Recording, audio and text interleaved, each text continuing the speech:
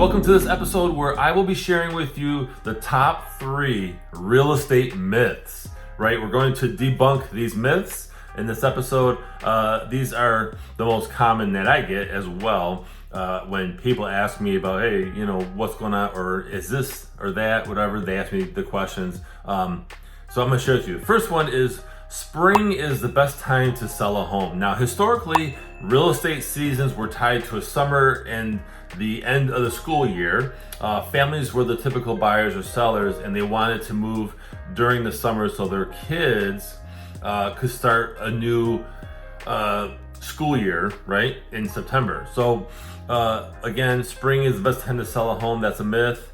The reality is the best time to sell is during the holidays and right after. Today, more than half of the buyers aren't married, and their decisions aren't based upon school schedules. So spring isn't as relevant as it used to be. Instead, the best time to sell a home is actually in November, December, and January. I would have never thought that, but according to the National Association of Realtors, those are actually the best months, right? November, December, and January. The second myth is always start with your lowest offer. So some markets may be more competitive than others, but somehow in the back of the buyer's head is good old Uncle Bob, right? Saying never offer the full asking price. It worked in some real estate markets years ago, but times have changed. The reality is a low offer may get you nowhere fast. Matter of fact, it may even insult the seller. A buyer in a strong, tight inventory market today would be wasting their time making low offers right from the get-go.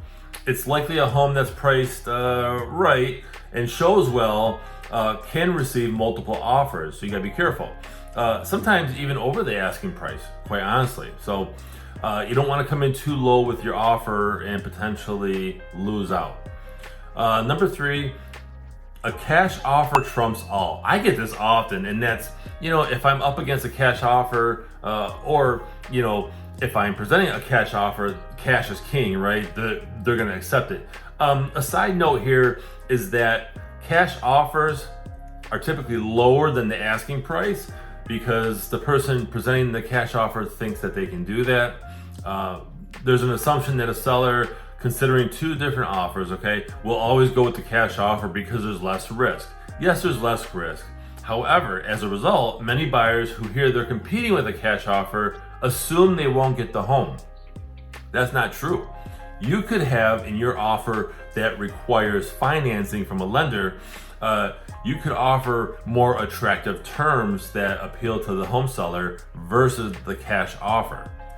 I've seen many cash offers without special terms because, again, they feel, the buyer feels that cash is king. That's not always true. Matter of fact, the reality is a savvy seller, like I said, may be more tempted to go for a solid financed offer, better terms. A good buyer's agent, upon learning the client is competing with a cash offer, will arm the seller with lots of data supporting the client's finances, okay? A solid pre-approval from a reputable lender is a huge bonus.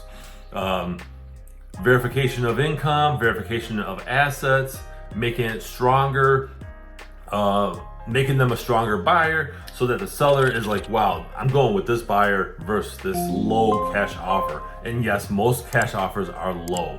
Not all of them, but most are. Okay, so these are the top 3 real estate myths. Share your thoughts in the comments, and I appreciate you guys watching, and we'll see you in the next episode. Thanks everyone for watching this episode of the AskJasonGelios Show. Be sure to pick up your copy of my book, Think Like a Realtor, the new edition, available on Amazon and wherever books are sold online.